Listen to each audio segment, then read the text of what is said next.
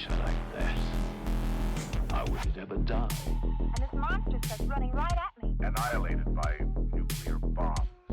Beast is not dead. I put 4 bullets into him. Oh, you're crazy. But I saw that monster too. All I want is for someone to believe me. Contaminated. Face. It's horrible. Look like it would scare you to death. All right, let's get to work.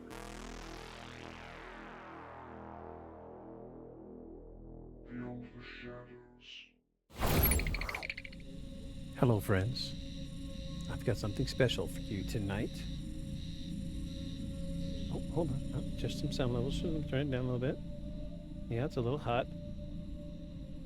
Here we go. Are you ready for this? You ready for this madness? In the absolute dark, beneath the country cottage in Norfolk, a camera sits untouched. Sealed film lies locked inside a container. No one speaks. No one moves. Then, all of a sudden, a sphere of light flickers into view. Not cast by a torch, not trick the eye, a glowing orb. Bright white blue. Hovers 3 feet off the ground, then begins to move.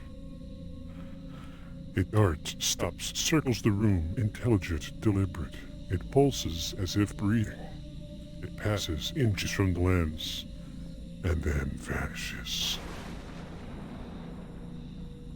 Across the room, a man gasps.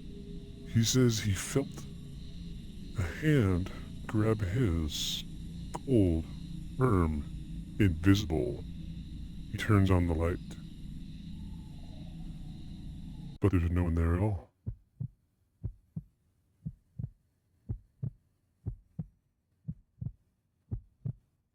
This isn't a ghost story. It's a 5-year experiment documented by scientists, engineers, and investigators from the Society of Psychical Research. They tried to measure the impossible, and what they found changed everything.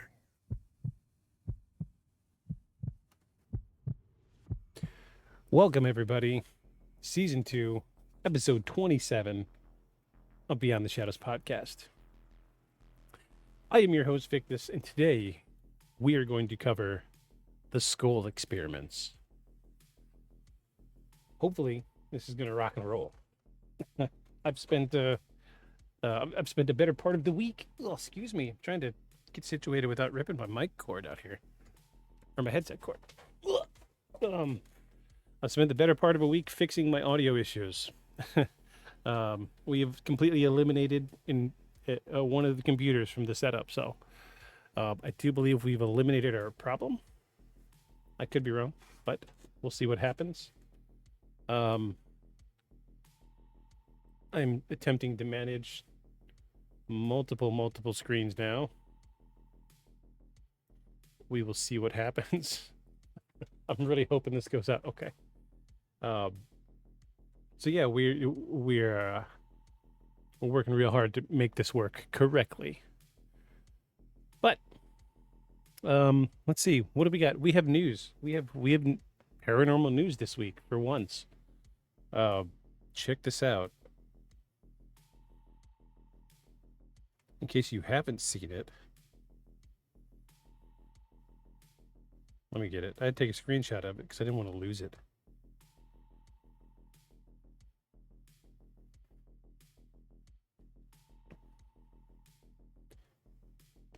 I hope you're ready for this. This is wild. Paranormal investigator Dan Rivera dies suddenly on Annabelle Haunted Doll tour. This guy died while giving a tour of the Annabelle Haunted Doll. Dead. He's dead now. Dude died while he was giving the tour. Long story short, he was the caretaker of the little museum that they were in. And they haven't released like full information about what really happened. But I'm keeping up with it and trying to keep up with it so that way we can talk about it as we move forward, as more information becomes available. So keep that in mind. We're going to talk about it more and more as time moves forward. Wow, I just realized how many of my horrible cables you see over here. I am sorry. It's been a very busy week working with cable management. Redoing the layout. The layout has completely changed. We picked up a couple little toys for the stream. We did finally get our first check from Twitch, and it was only like $51, but they bought a piece of equipment that I've been needing, and I got this little toy now. It's a generic version of the Stream Deck, and I love it. I love everything about it. It makes things so much easier because now I can change my voice and I can do it live. So if I wanted to, I could have a really deep voice and really get intense with my voiceovers. Yeah, it took a little bit of doing. It took some doing. This is why it took a week to get everything set up this week. But hey, it's coming together. Everything's working out really well. So welcome in, everybody. Season 2, episode 27. We're covering the Scole Experiments. This is absolutely bizarre, wild case. Speech chat should be running. As far as I know, speech chat should be running. It seems getting rid of that one computer really did eliminate quite a bit of our audio issues. So, fingers crossed. I'm looking forward to this. I hope you are too. And without further ado, we do have an ad break. Oh, well, anyway, if you're a subscriber, you don't have to worry about it. But anywho, we have our most important session or segment of the day, and I promised you a good one, and I brought you a good one this week. But we all want to know, what shirt are you wearing today?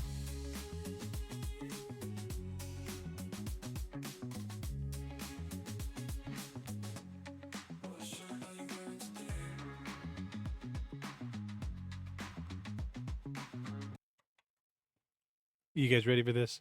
Special shirt. I ordered it just for the podcast. Check it out. Here we go. I will stand up and show you. I'm very proud of this one. I'm very partial to the Mothman, as you know, because I do live here on the SCHNELLOS. Schnellos. How's it going, Soya? How are you? Welcome in. Welcome. I'm very glad to have you. Oh my gosh, Mothman shirt. Yes, you ready to see it? This is great. This is gonna be great. Check this out.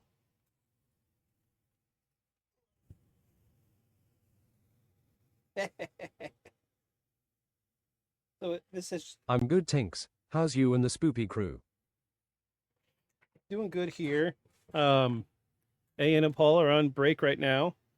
They're dealing with some personal stuff. They will be back. They'll be back when they come back. There's no time frame, so until then, you're stuck with just me.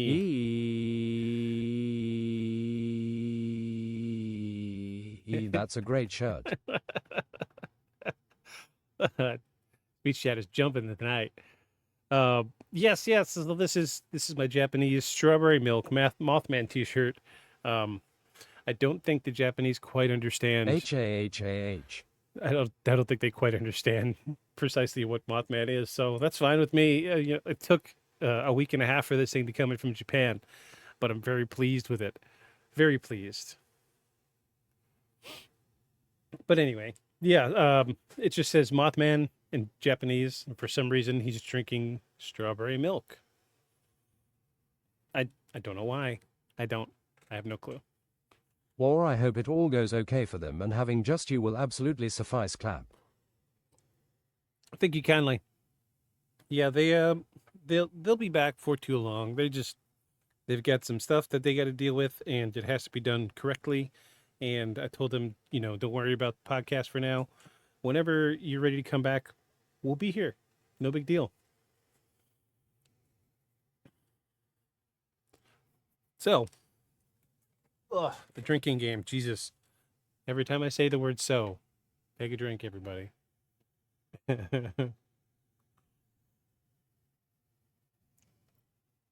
Yeah, we're gonna get silly tonight. We're gonna get silly. All right. Mothman is just a cute, nosy guy who likes his strawberry milk. That's right. Ain't nothing wrong with strawberry milk. LUL. Nothing wrong with strawberries. Strawberries. Oh, so I've got my I've got my first check from the podcast from ad revenue, and I bought my first piece of peripheral for the podcast, and now I've got a generic version of the Stream Deck. It works just fine. It's quite amazing. For the price, it's quite amazing. I challenge you to find a difference between this and a Stream Deck. Not much of a difference. I love this thing. Hell yeah, congrats. Dividends on your work. Thank you so much. I'm very pleased to finally put some money in so we can increase the production value. Now I can do silly things like... Oh my gosh, awesome. I changed my voice. This is fun, right? Yeah? Is this maybe cool? In a world where sandwiches are constantly fighting tacos. Yeah, voiceover. That was the intention, like a voiceover thing. H-A-H-A-H-A-H-A-H-A-H-A-H-A-H-A. Because there's the script, the way I write the script, there's lots of like intense moments of dialogue, and I want to make sure that it's coming across intense. In a world where Mothman is drinking strawberry milk. In a world where Mothman is drinking strawberry milk. Yeah, clip that, buddy. Does my mic sound okay? Can I play you a couple sound effects to make sure the levels are okay?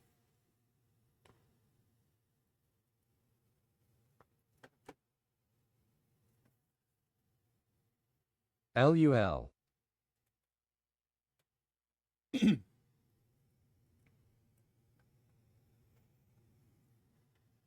Your mic sounds gorgeous right now, my dude. Awesome. I've been working all week to eliminate audio issues. And yes, let's sound check. Okay, here we go. Let's do I'm not saying it's space aliens, right? But it goes without saying it's fucking space aliens. I wonder if that's a little... No, that's a good level. Not too loud, not overpowering. Let's try... Who are you calling a cootie queen, you lint liquor? Oh my god!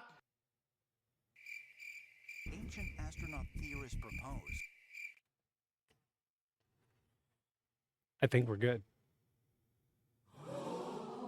That could be a scooch louder, that first one. Okay. Cool. This is good. This is why I ask. I did a test stream earlier in the week, but it's really hard to like monitor your output while you're doing things live, so... The second is better, but I think a touch louder would be good. All right, fella. Lip, how's it going? Welcome in. I was hoping you would be here tonight. Sounding a lot better this week. Awesome. That's what I was just talking about. We have eliminated an entire computer from the system, and now everything is running on the big workhorse, except the soundboard. For sure, and OBS audio monitoring is strange LUL. Yeah. Yeah. But, you know, I'm figuring things out. It's been a little bit of a learning curve. When I first started streaming, I relied on Hef so much, and I felt bad for constantly asking him for advice with audio issues that I just told myself I got to put my nose to the grindstone and get everything figured out. So I said it. Where's my drink? Yep. I said the magic word.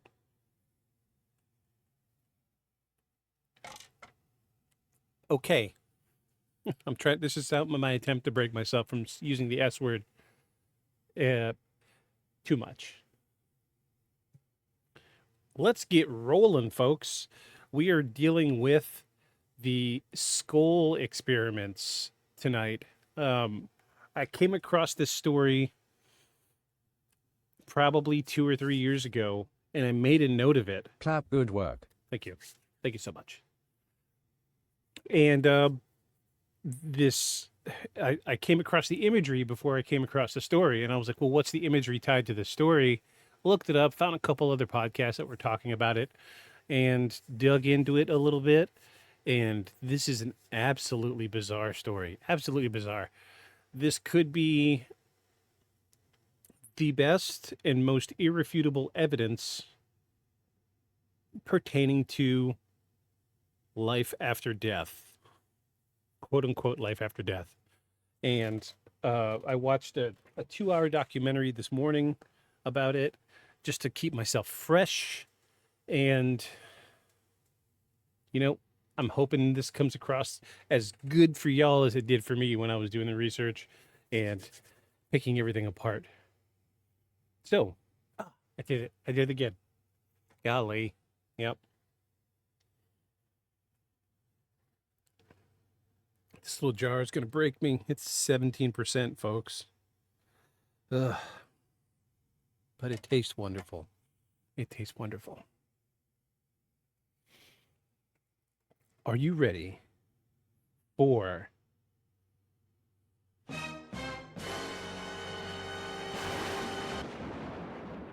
The Scole Experiments. Let's get in it. Let's get in it.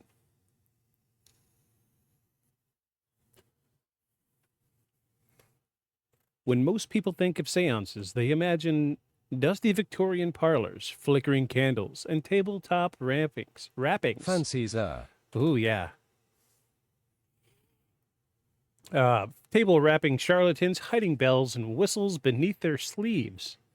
Well, what if I told you that one of the most intense and persistent attempts to contact the dead happened not in the 1800s, but in the 1990s in a quiet English village with scientists watching? The Scole Experiments began in the most unassuming of places, a small cellar beneath a cottage in Scole, Norfolk, England. Robin and Sandra Foy were a married couple, passionate about spiritualism and mediumship. They weren't frauds or thrill seekers, they were lifelong believers. Together with fellow enthusiasts Alan and Diana Bennett, they formed a group dedicated to contacting the other side. But this wasn't your typical spiritual circle. The Scole group didn't just aim for vague messages or table tippings. They claimed to be in direct contact with an organized group of non-physical beings, a collective intelligence they referred to as the Spirit Team. And what this promised was contact, real, measurable, physical contact. The group conducted their seances in pitch dark, with which they insisted was necessary for the phenomena to manifest. Now, don't get excited, because we're already kind of in the vein of traditional early 1800s seances and spiritualism. This is not the case. This is so much different. Stick with me. The cellar was converted into a sealed seance room. No windows, only one door. Ha ha ha. That's right. The table in the center was surrounded by chairs, and all participants were seated. No one moved during the session. No lights, no electronics, just pure silence. And whatever came next. From the very beginning, the phenomena was unnerving. Attendees reported unexplained knocking, sudden drops in temperature, and flashes of light that had no visible source. But soon the activity ramped up. Glowing orbs, sometimes small like fireflies, sometimes the size of a fist, would appear around the group in the darkness and move around the room. They were witnessed by multiple people simultaneously. Sometimes they'd stop inches from a participant's face, pulse once, and then vanish. Other times, they'd shoot across the room and disappear into a wall. And then the voices came. Some sounded mechanical, others were whispers. Some came from corners of the room where no one was sitting. A few came from midair, as though disembodied. The Scole group claimed these were members of the, quote, Spirit Team, introducing themselves and explaining their purpose: to work in tandem with the living to bridge the gap between worlds. And it wasn't just sound or light. Soon, there were touches. Touches. Touches. Who are you calling a cootie queen, you lint liquor? Yeah, touches. There were touching folks in there. That'd get you put in jail today. Touches. Touches. Wait, Touches. I love that button. It's my favorite button so far. LUL.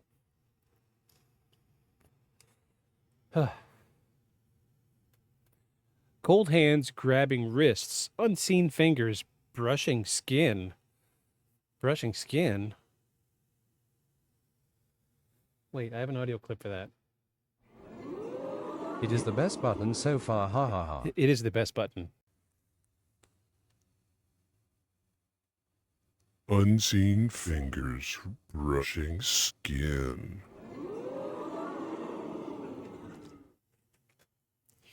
Robin Foy himself described feeling a firm handshake from an invisible being, only to open his eyes and find nothing there. Then came the apports. OHMIGASHLUL. That's right. Brushing fingers. Does that work for you? That's your thing?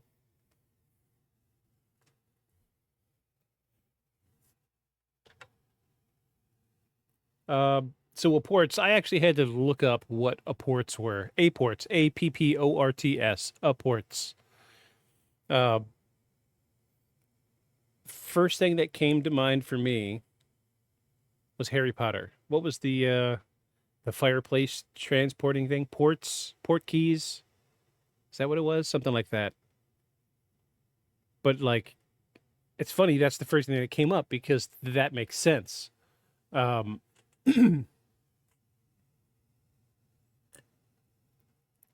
now all I can think of is that meme where AI is getting out of control, but I love it. They're standing in the fireplace and they drop the powder and they say Diagon Alley. And when they drop it, it's just a poof of green smoke or green fire and they're gone. Well, there's a meme out there made by AI where they do the Diagon Alley and they drop the dust and then poof, they burst into flames and they're in the fireplace screaming Diagon Alley, Diagon Alley. It is hilarious. And so like Harry Potter's in the fireplace, Diagon Alley, and he drops the dust, he bursts into flames and he's waving his arms screaming. And then Ron's just looking at it like, okay. LUL. And his mom's like, okay, you're up next, Ron. Yeah, AI's doing some magical things. Some people don't like it, but I think it's hilarious. So apports are physical objects that would materialize in the room without explanation. The technical definition of an apport is something would move from one location to the other, not necessarily in the time frame, but it can travel from different time frames, and we'll see this later. It's very prevalent. Different time frames. Some things even came through from different dimensions? Question mark. But in a nutshell, apports are things being transported from one place to another. Ancient coins, crystals, and other items that hadn't been there before the seance began. Many of these were later examined and found to be genuine historical artifacts, though no one could explain where they came from or how they appeared. And these weren't just isolated incidents. The Scole group was meeting multiple times per week for months on end. The phenomena continued to evolve, and yet there was no public fanfare, no headlines, no television crews, just a small group in a small room documenting what they claimed was, quote, the most advanced spiritual communication effort in modern history. But things wouldn't remain secret for long. Word spread in underground spiritual circles. Researchers began whispering about what was happening at the cellar, and eventually the case caught the attention of the Society for Psychical Research. Yes, them. The Society for Psychical Research. So we've talked about them many times before, especially most of our cases that are take place in England, which is the home base. I think London is the home base for the SPR is what we're going to call it from here to forward. But the SPR did have their foothold in an early case from season 1. If you remember the Enfield poltergeist case, the SPR was brought in, and they were the first to attempt to validate the story of the Enfield poltergeist. So this is an actual prominent group of people. London. London? London. Yeah, in London. London. Let me look up Society for Psychical Research. So it's a nonprofit. This is good. Oh wow, they have a super sweet homepage. Let me just hit the Wikipedia page and give you a definition. It's a nonprofit organization in the UK. Its stated purpose is to understand events and abilities commonly described as psychic or paranormal. It describes itself as, quote, the first society to conduct organized scholarly research into human experiences that challenge contemporary scientific models. It does not, however, since its inception in 1882, hold any corporate opinions. SPR members assert a variety of benefits with regard to the nature of the phenomena studied. So we're looking at a legit group of folks that actually have degrees, which is the big thing. This is the big thing. We're looking at college educated, college certified folks that have experience in the field, in the specific field of study. So like when the SPR came out to investigate the Enfield poltergeist, first they sent out a couple interns just to do their thing. And then they brought out psychiatrists. Excuse me. They brought out psychiatrists, psychologists, and a couple in-house paranormal investigators. And I think to this day, one of the major colleges in the UK does actually have a parapsychology course funded by the SPR, the Society for Psychical Research. And their goal is to continue the education forward so they could have people in SPR to continue investigations in the future. So there's a legit degree that you can get funded by the Society for Psychical Research. So eventually the case caught attention of the Society for Psychical Research, the most respected paranormal investigation organization in the world, but they didn't come to debunk, they came to witness. In a statement, they said, quote, this was no longer just a spiritual experiment. It was becoming a scientific one. And what we plan to capture will defy every expectation, end quote. But before we get too far, let's back up. Let's talk a little bit about the Scole group. So Scole, a quiet village nestled in Norfolk countryside, is the kind of place where nothing much happens. Rolling fields, narrow country roads, and homes that have stood for generations. On the surface, it looks like the last place you'd expect the paranormal to make a stand. But in the 1990s, something did happen, something strange and persistent. The group believed that spiritualism had stagnated, too many fraudulent claims, too little scientific effort, too much showmanship, and too little structure. What they envisioned was something more refined, more disciplined, something that could stand up to scrutiny. And in 1992, they moved into Scole and began holding informal seances in the cellar of the home. Then they brought in other members, Alan and Diana Bennett, fellow believers who shared their passion for survival research. And the Bennetts were articulate and grounded and methodical, a perfect complement to the Foys. As a quartet, they formed what would be known as the Scole Group. And from the onset, the group established strict protocols: no mobile phones, no flashlights, no hidden tools, no electronic equipment. Sessions would be held in complete darkness, and their goal wasn't to convince the public, it was to foster real, repeatable interaction with whatever forces lay beyond. So the cellar beneath the Foy's cottage was small, roughly 12 feet by 15 feet, and its walls were brick, and its only entrance was a single wooden door at the top of a short staircase. There were no windows, no outside light could enter. It was the perfect environment for the control, for tampering, and to amplify any anomalous phenomena. The group took meticulous steps to secure the space. Before every session, the room was carefully inspected. Participants would check for hidden compartments, electronics, or any tools that may be used to fake phenomena. Then the door was shut and locked from the outside. Sessions were conducted in complete darkness, with only the 4 group members inside. They didn't use candlelight or even night vision. In fact, they deliberately banned the use of infrared cameras. A little sus, if you ask me.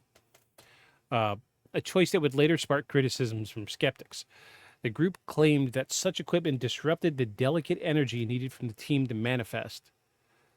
To outsiders, it seemed like a convenient excuse. But to those in the room, it was just one more rule in a long list of constraints designed to protect the integrity of the experiment. So this is good. This is precisely what we're looking for. Admittedly, the infrared camera thing's a little sus, but, you know, they are taking extraneous measures to ensure the integrity of the environment, which is good, which I think is good.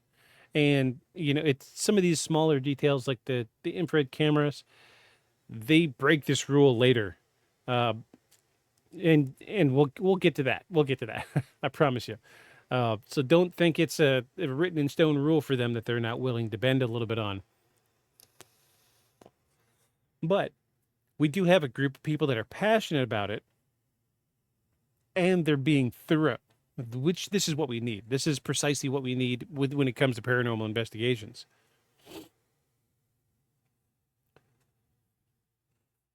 Before every session, the group would sit quietly, focus their minds, and invite communication. Sometimes it would take minutes, other times nothing would happen at all. But when the energy was right, things started to shift. The first manifestations were subtle. A sudden cold breeze in a sealed room, a faint tap on a wall, a creaking sound without anyone moving. Then came the flashes of light, tiny bursts like a camera flash, but with no visible source. These lights often appeared just above the table, hovered for a second, and vanished. They were silent, instantaneous, and witnessed by all 4 members at once. Then came the orbs. These were not imagined orbs caught on camera by flash photography. These were visible to the naked eye, with no light source, no camera involved. Robin Foy described the orbs as white balls of energy, ranging in size from a marble to a grapefruit. Not orbs. Balls. Not orbs. What's going on, Hef? How you doing, buddy? I was talking about you earlier. How you doing?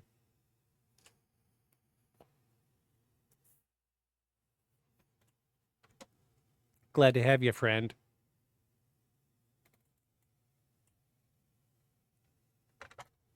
Well, I don't have orbs. Well, so that's good. Yeah. Orbs is it's a medical condition that sometimes people just don't bounce back from it. HEPH. We got a celebrity in chat, everybody. Hefner wave. Heffy's here. Heffy's here. Give him a round of applause, everybody. Glad to have you. We're glad to have you. LUL. Round of applause. That was my 4 drinks in a row for the 4 S words that I said while I was reading. Awesome. Glad to have you, Hef. Glad you're here.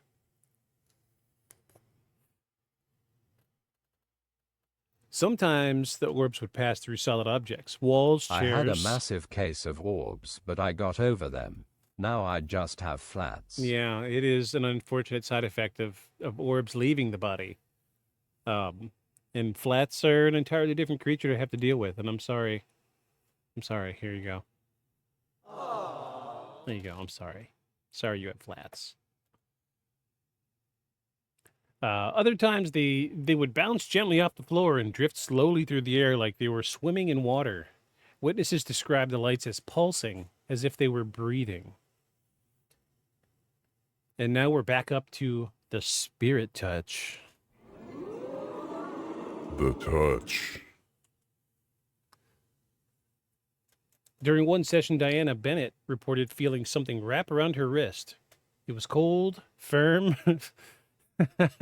I mean, that could be a few different things.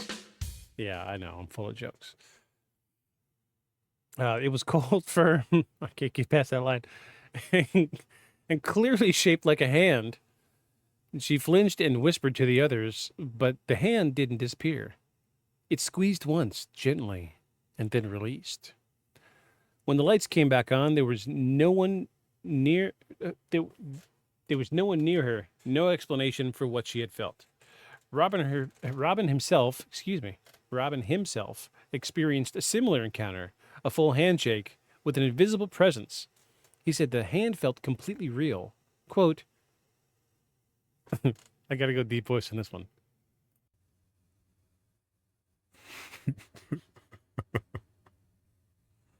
Oh my gosh. It was large, solid, almost warm. I expected someone to be standing in front of me. But when we turned on the light, there was no one.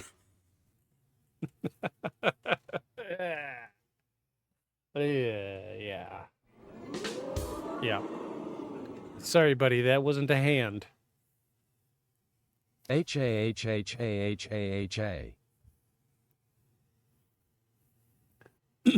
Yeah. Anyway, we'll call that the phantom grasp. What is this? I wonder what this does. And these weren't isolated incidents. Over the weeks, such contact became common. Hands brushing against shoulders, a tap on the back of the neck. Why is this just... Doesn't this all just kind of sound like innuendo? A little bit? Wahaha. Yeah. At one point, the group claimed that a spirit arm became partially visible, illuminated by light of a passing orb. Grasping. It appeared translucent, human in shape, and vanished the moment anyone tried to touch it. Beyond physical touch... Touching up all over them. Touching all over the place. Wait, let's see what I can do. Maybe I can layer some sounds here. Do I have any, like, sexy music? No, I don't think so.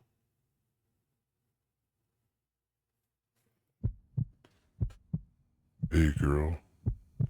I see you over there with your eyes closed. I can hear your heartbeat.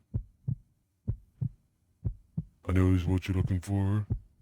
Touching the back of your neck. I know it is what you want. I know this is what you want. I'm here for you, baby. I'm here for you.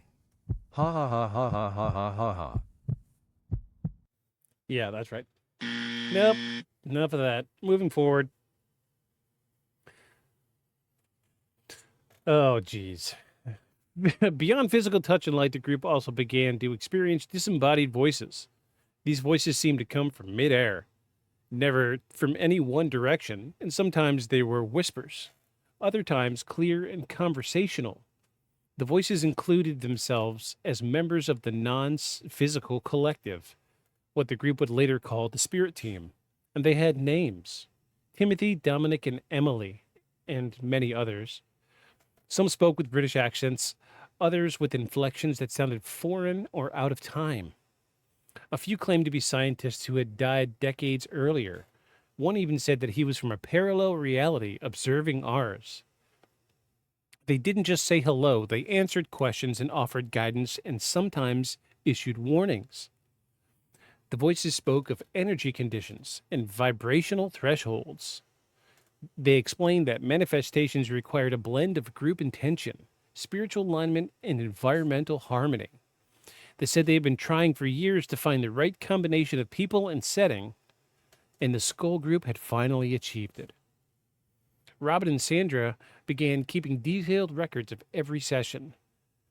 What time it began, what was said, what phenomena occurred, and how the group felt afterward. Over time, they began to see patterns. Certain times of day were better for contact. Certain members acted as stronger conduits than others. Outside interest started to grow. Friends who attended sessions as guests returned with stunned expressions. Some described seeing orbs pass through their bodies. Others claimed they were touched. They were touched. Whispered to, or shown glimpses of something beyond the veil. Word spread, first quietly through spiritualist communities, then through small newsletters and paranormal networks. Eventually, the group received a message from the spirit team. It was time to go public. What began as a quiet private experiment in a dark cellar was about to become scrutinized by the most respected paranormal researchers in the world, and no one, not even the group themselves, could predict what was coming next. Awesome. So we have set the foundation here. We are looking at some extraordinary paranormal phenomena here. I will say there are some details in this research that's not in the documentary I saw, but I did watch. I wanted so badly to be able to pull some of this video for the podcast tonight, but the video footage is so heavily copyrighted. I reached out a week ago for permission to use it on the podcast, and nobody responded. So they did one documentary a handful of years back, and that was the first, last, and only instance I was able to find where people were able to officially use the video in an investigatory way, like what we're dealing with tonight. And and so I wanted to show the video. I did. I would recommend going to YouTube. The documentary that I saw is on YouTube. It's free to watch. Anybody can watch it. My wife and we watched it today while we were sitting eating cheese dip. That's right. We're adults. We know how to eat. And it was very interesting. They showed lots and lots of the actual video footage that was taken. You see every single photo that was taken, and the kicker is you hear firsthand accounts from the people that were the visitors or spectators of the group. I don't think it comes up in the research, but I will say that there were people that had ailments of some kind. There was like one woman had a problem with the knee, and her knee was swollen when she came down there. She was a bit overweight. That's fine. No big deal. Not shaming. She was a bit overweight. She had a knee that was swelling, and she had some pain, and one of the orbs manifested, hovered around her knee, and then passed through. And she says that the moment the orb passed through her knee, the pain went away, and by the time the session was over, the swelling was gone. Kind of hard to say which way that thing should lean, because, she sat for who knows how many hours. Of course, her knee swelling is going to go down, but, instantaneous pain relief is something different. And if I remember correctly, she said that from that point forward, she never had problems with her knee. So, this is, I used the word again. Jesus. You got to catch me. Catch me when I say it. It's my segue word. I'm trying not to use the word, because I just sound like an idiot.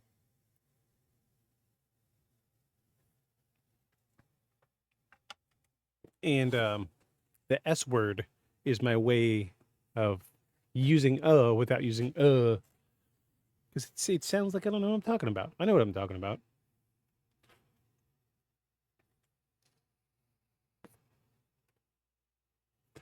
So, there was one woman who was a spectator who, I want to say she had cancer of some kind.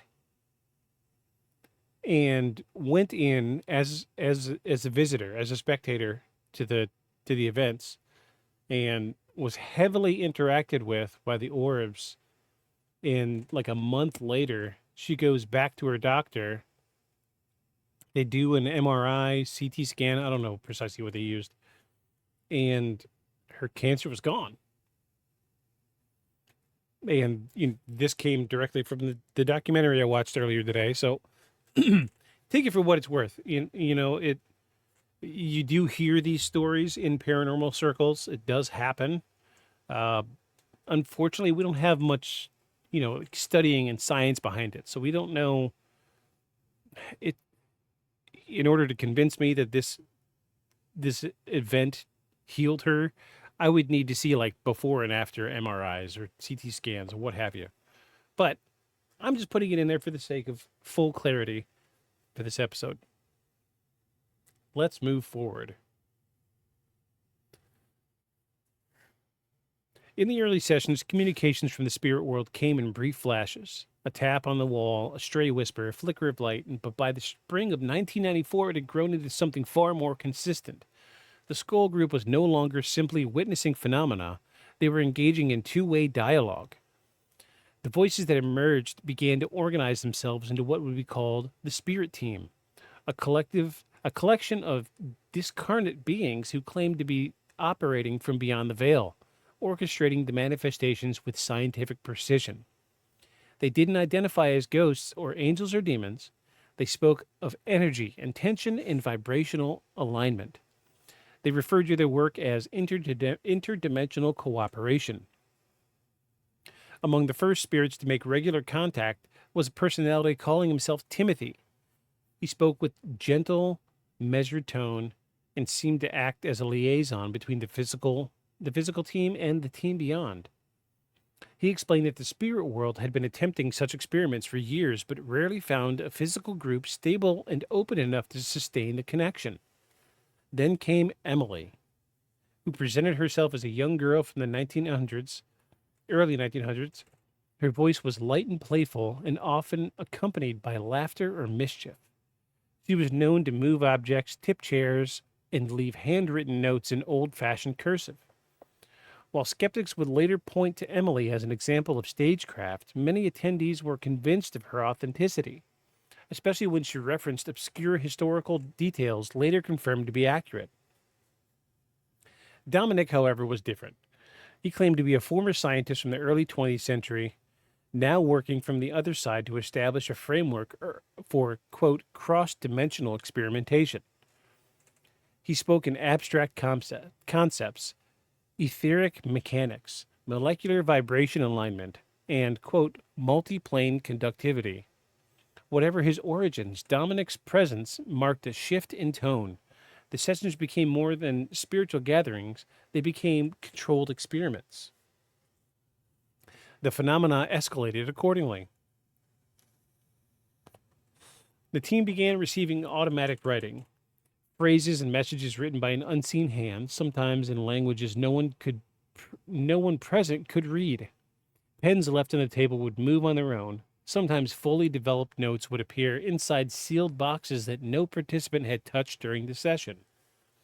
One such message read, quote, "Do not assume we are dead. We are alive, just not in the way you understand." End quote. Another read, quote, "This cooperation is not about belief, it's about resonance." End quote. So now we're getting to the film. This is where things start to get a little weird, but we've got evidence.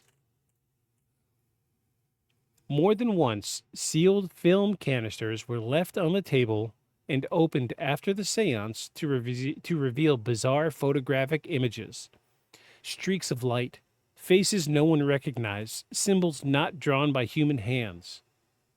In one case, a roll of 35mm film, sealed in a container and placed under a glass dome, was developed to show a Latin inscription, along with the images of what appeared to be an unknown celestial body. The spirits began leaving physical evidence beyond just coins and crystals, and on multiple occasions coins from centuries past, Roman, Byzantine, and even ancient Asian currencies appeared during seances. The group would hear a metallic clink on the table, turn on the lights, and find an unfamiliar coin sitting on the table. Some were dated, some bore the patina of genuine antiquity. No one could explain where they came from or how they arrived without detection. Perhaps most striking were the lights. They no longer simply hovered or flashed, they began to interact. One evening, an orb of bright blue light appeared near the ceiling, then slowly descended until it hovered above Alan Bennett's head. Witnesses described it pulsing, almost in rhythm with his own breathing. When he reached up instinctively, the light danced away, circled him twice, then hovered directly above his face before vanishing. On another occasion, Sandra Foy felt something tugging at her sleeve. When she looked, there was nothing there, except a soft amber light glowing near her shoulder, like a small sun burning quietly in the dark. It held position for several seconds and then zipped across the room with impossible speed and disappeared into the wall. Robin, ever the documentarian, began logging each occurrence with increasing precision. Time, temperature, group mood, object placement, all recorded with clinical detail. The group wanted more than belief, they wanted repeatability. And with each session, the spirit team became more communicative and more ambitious. In a series of seances in early 1995, the group claimed to receive messages from the collective calling itself the Council. This group presented itself as a sort of supervisory body overseeing the interdimensional collaboration. They spoke of timeline, energy shifts, and humanity's emerging capacity for resonance with greater continuum. The messages grew philosophical. The council claimed that death was not an end, but a transformation, that the human mind existed as a frequency pattern capable of surviving bodily death. They warned against technological arrogance, against ecological destruction, and against losing touch with the spiritual reality beyond physical existence. One voice said, quote, "Your world is on the edge of forgetting itself, but contact will remind you," end quote. Whispers of the Scole Experiment had made their way into paranormal circles across UK, and soon it reached the ears of the Society for Psychical Research. Up to this point, the group had functioned on its own, committed uncredentialed. Now, they were about to come under scrutiny, scientific scrutiny, and not everybody was ready for what came next. What happens when scientists walk into a seance room and the lights start to move? When film develops itself? When unseen voices speak in impossible tongues? In the Scole cellar, that's when things truly begin to unravel. So we've come to the point where the Society for Psychical Research is about to come in, and we're about to see some real physical evidence. Now, don't waver on me now. I've got a whole pile of photos here. Usually when it comes to these cases, I've got 2, 3, 4, maybe 5 photos. I think I've got about 25 that I could get my hands on in short notice. Once we get into, let me scroll a little bit. You know what? We're just going to switch over and I'm going to show you guys the photos while I read this next section. But first, a sip from the glass jar.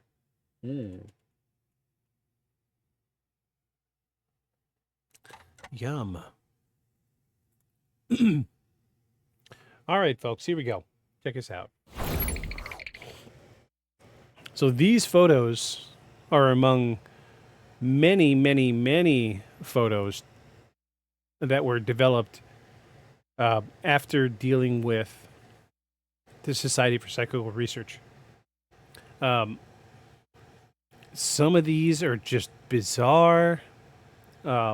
It's hard to really explain precisely how these were taken. We're dealing with photographs of physical things that just can't be explained. Are we looping? Jesus, are we looping already? Let me No, I don't want random. There we go. So there are circumstances in this where photographs are pulled. Some of these stills are pulled from video. Some of these situations they dealt with undeveloped sealed packages of Polaroid film that were left on a table underneath a glass jar so nobody could touch them. Some of these photos came from entire rolls of film, which you'll see like this one here. It's an entire roll of film where the entirety of the length of the film is one giant exposure as opposed to a series of individual frames from a 35 millimeter camera. So this is what's so unique about this situation is we're not dealing with just an individual photograph, frames taken by a camera. What we're dealing with is we have the entirety of the length of a roll of film. We're talking 4 foot plus, that the entire length of the image is a single image. So let me let me pause on one of these. I'll show you what I'm talking about. Yeah, here we go. Let's go back to this. Back to this one. Oh wait, no. I'm looking at the wrong thing here. I'm trying to show you what's on my screen.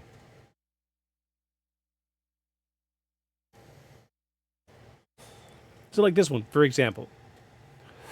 This is a fairly long length of film, and as opposed to having single frames like you would expect in a developed roll of film, what you're looking at here is an extended length of film with one large image on it. So this is very unusual. Let me get to another one of these with a great length of text. Yeah, look at these. Like some of these, so you're looking at generally like five or six of these square holes at the top of the image would be a single frame if you were to shoot it with photography, like a standard roll of film. However, this is why you would have to have a super heavily modified camera to make this do this. I mean, you're looking at like the span of like four or five photos across here. Sometimes they're hand-drawn images. Sometimes it's text. Where's the really long one at? Let me see. Where's the long one at? I'll keep scrolling as soon as I find the one I'm looking for. Come on. I have so many. Yeah, look at this. This is almost the entirety of a roll of film with one single image on it. I've done quite a bit of film photography. In another life, I was a photographer. Hand-developed photos. I couldn't even tell you how to do something like this. It would take a very, very complex machine to be able to do something like this.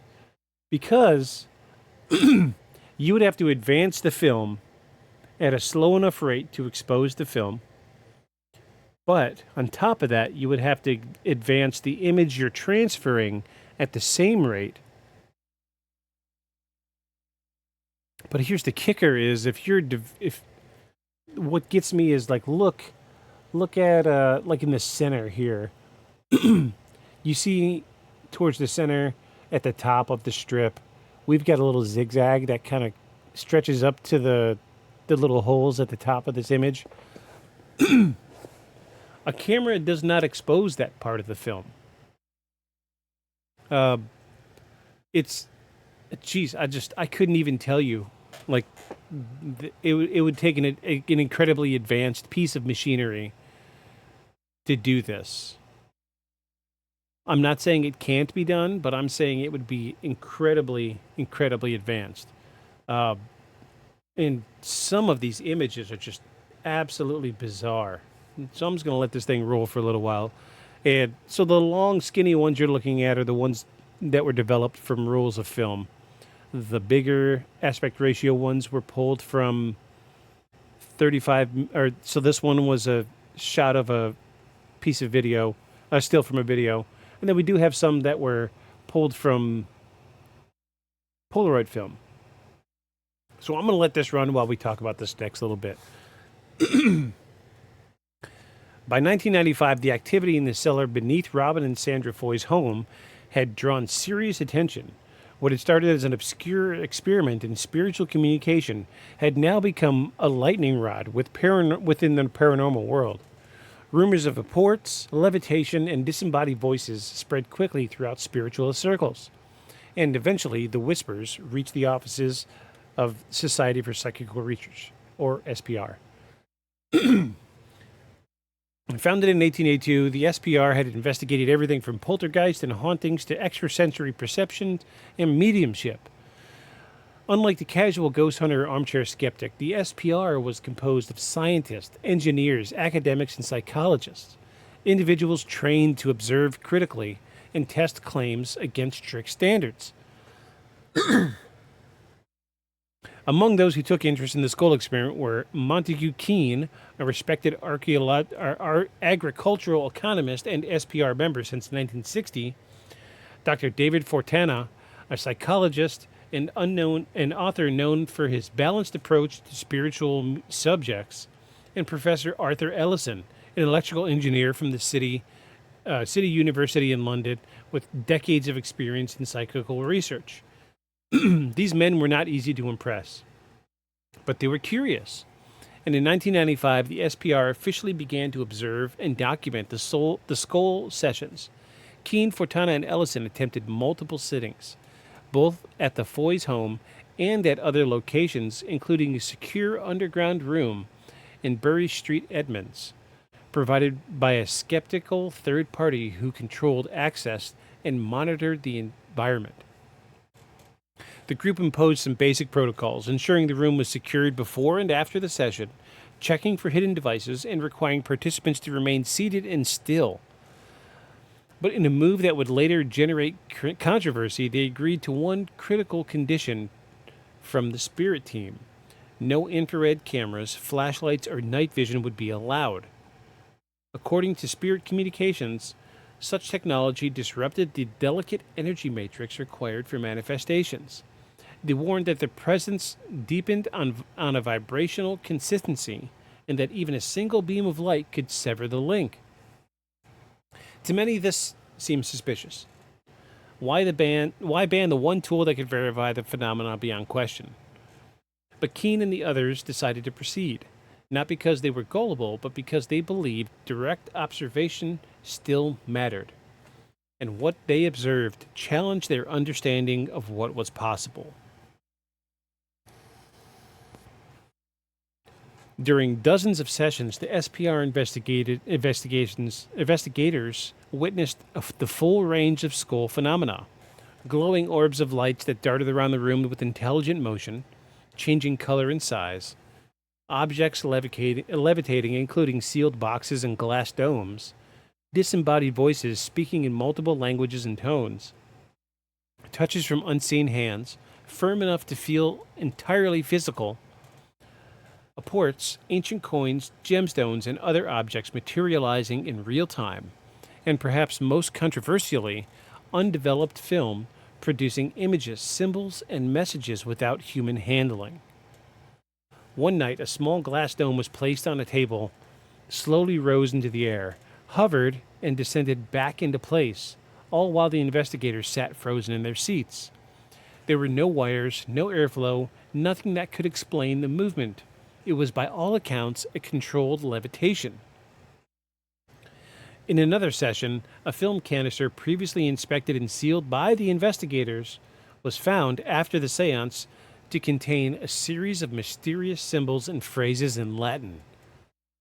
The container had not been touched, the film had not been exposed to light, and yet the images were undeniably there. Montague Keene, a hardened skeptic in respects, later wrote, quote, "We approached Scole with caution, even suspicion. What we encountered required the abandonment of several preconceptions. Something extraordinary is happening here," end quote. Dr. David Fortana noted in published reflections that the intelligence behind the phenomena displayed intentionality, suggesting a conscious, non-physical agent. Fontana wrote, quote, "The evidence strongly suggests the presence of intelligences operating beyond the physical plane, capable of interaction with the material world under certain conditions." End quote. But not everyone within the SPR agreed. Some members pushed back hard. They argued that the lack of infrared observation rendered the results unverifiable. Without visual monitoring, how could they rule out sleight of hand, misdirection, or even unconscious trickery? The Scole group responded by reinforcing that their goal was not to perform tricks, but to facilitate conditions under which the spirit team could operate. The manifestations, they said, weren't under their control. They couldn't promise results, only repeat the conditions that had worked before. So, something that's not really brought up a lot is that the first three of the spirits that came through to communicate were, by their own words, scientists. And they said that they were working from the other side in a scientific way for communication. So I think if anything, that should give us a little bit more credence. I mean, it's very polarized. It's hard to say, but they do say out of the gate that they're working with scientists from the other side. So, in my mind, it does lend a little bit of more authenticity to what we're dealing with.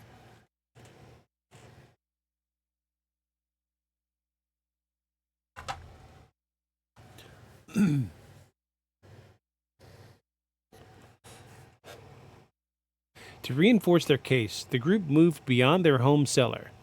They conducted off-site sessions, sometimes in unfamiliar buildings, sometimes under the eyes of new observers.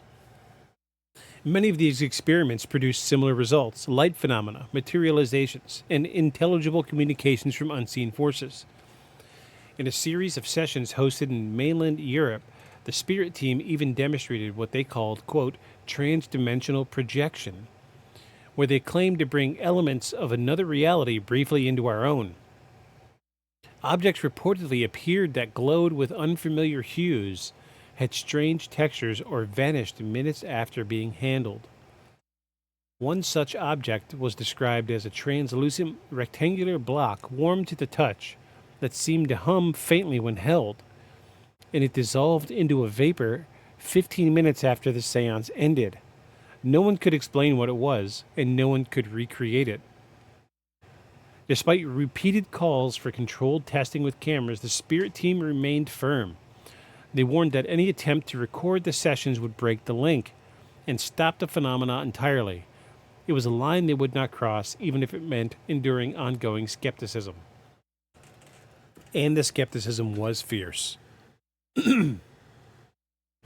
Stage magicians and professional debunkers pointed out that many of the effects described could be recreated with simple illusions, hidden lights, sleight of hand, or carefully manipulated props.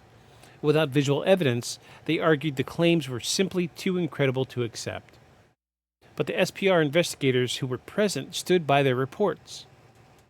And in 1999, the Society published the Scole Report, a detailed 300-page document outlining the events they had witnessed, complete with diagrams, transcripts, and personal statements. They did not declare the phenomena proven in the scientific sense, but it made one thing clear. We were unable to find any evidence of fraud, and we witnessed events which, by any known standard, could not be explained by current science. End quote. It was a stunning admission. The most established physical research society in the world had just told the public something real was happening in Scole. But real didn't mean understood. As the sessions continued, the messages from the spirit team grew bolder. They spoke of timelines, parallel dimensions, and of the time stream. And they began to hint at something even more profound, that the Scole group was just the beginning. This wasn't just about contact, This was about preparation. All right. So we're about 2/3 of the way through. What are y'all thinking so far? Tell me about it. Tell me what you're thinking. I want to know. Because I've been through this entire thing, and I've already formed my opinion on the matter. But I'm painfully curious of what y'all think. It's very interesting, to say the least. What gets me is the film. I don't know how to take the film. I don't remember if it's in the information coming up or not. But at one point, if you notice in the photos that are rolling here in the background, at one point we actually have a newspaper manifest itself and drops clean on the table. And I mean, to this day, it's still here. But here's the kicker. They sent it off to a professional, and they examined it, and it was dated from 1944. They examined it, found the chemical analysis in the paper was consistent with paper from 1944, and the chemicals in the ink were also consistent from printing in 1944, using chemicals that are not available today. You'll see the newspaper come up on the screen behind me here shortly. And it's just, I don't know how something like this just went under the radar for so long. I really don't know. It's absolutely just bizarre to me. So, jeez, I said it again. Hold on. There's your newspaper.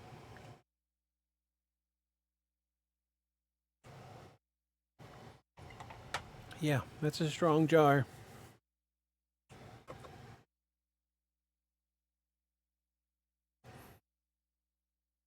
By 1995, the activity in the cellar beneath Robin and Sandra Foy's home had caught the eye of SPR, a magnet for skeptics and believers alike. Among those who came to observe were seasoned investigators, representing a diverse expertise from economics, psychology, and engineering. Officially, over 18 sittings between 1995 and 1997, they documented a cascade of unexplained events: floating lights, levitating objects, disembodied voices, sudden temperature changes, mysterious physical touches, and when they sealed film into locked containers, emerged later with developed images and Latin phrases without ever breaching the darkness. So I've got a bunch of quotes here from the investigators. These are the guys from SPR. So this is from the Scole report. It says, quote, "In the course of over 20 sittings, the investigators were unable to detect any direct indication of fraud or deception and encountered evidence favoring the hypothesis of intelligent forces able to influence material objects and to convey associated meaningful messages, both visual and oral." End quote. Another section reads, "Others who attended were equally impressed. Observers also included skilled conjurers. At least one came away convinced that they had witnessed phenomena for which they had no explanation." But here's the rub.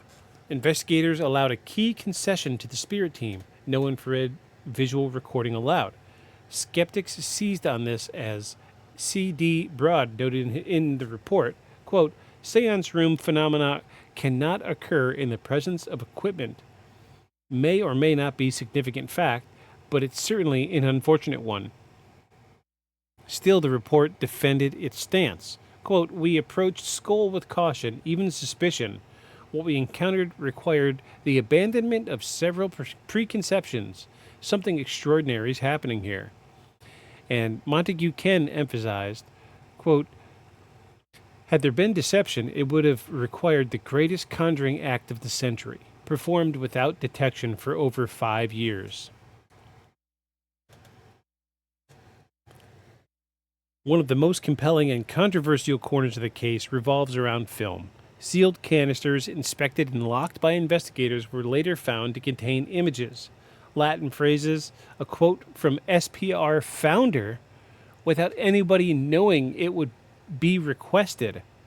So there's actually, in one of these pictures that are scrolling behind me, there's an actual handwritten quote and signed by the founder of the Society for Psychical Research. They sent the image off to handwriting experts and found that the signature and the handwriting is an exact match. And, 18-something or other, he died. And this guy's sending... But here's the kicker is... He promised his cohorts in the Society for Psychical Research that after he died, he would find a way to send a message to the living. And honestly, it appears as if he found a way. In later analysis, quote, most claims of spiritualist phenomena have collapsed with exposure, but with the Scole phenomena, this has not occurred, end quote. Newly printed in the report's abstract, this study encountered evidence favoring the hypothesis of intelligent forces, whether originating in the human psyche or from discarnate sources. And in closing, he says, either Robin Foy and his friends are consummate hoaxers, or we are here confronted with an array of phenomena unprecedented in the recent history of psychical research. The SPR also included critical voices. Some investigators noted deficiencies in control loops and said more stringent protocols were needed, and critics argued the lack of infrared reliance on wristbands and dimly lit conditions weakened validity. So they did use glow-in-the-dark, or I don't know if it was glow-in-the-dark or slightly illuminated wristbands, and everybody had one on each wrist, and that was their way of proving that nobody in the group was moving their hands or doing anything. Yet the Scole team stood Wow. Horrible dyslexic moment. Yet the Scole team stood firm. They viewed the darkness themselves as part of the experimental design, and they argued that blind-sighted scrutiny may destroy phenomena they worked so long to coax.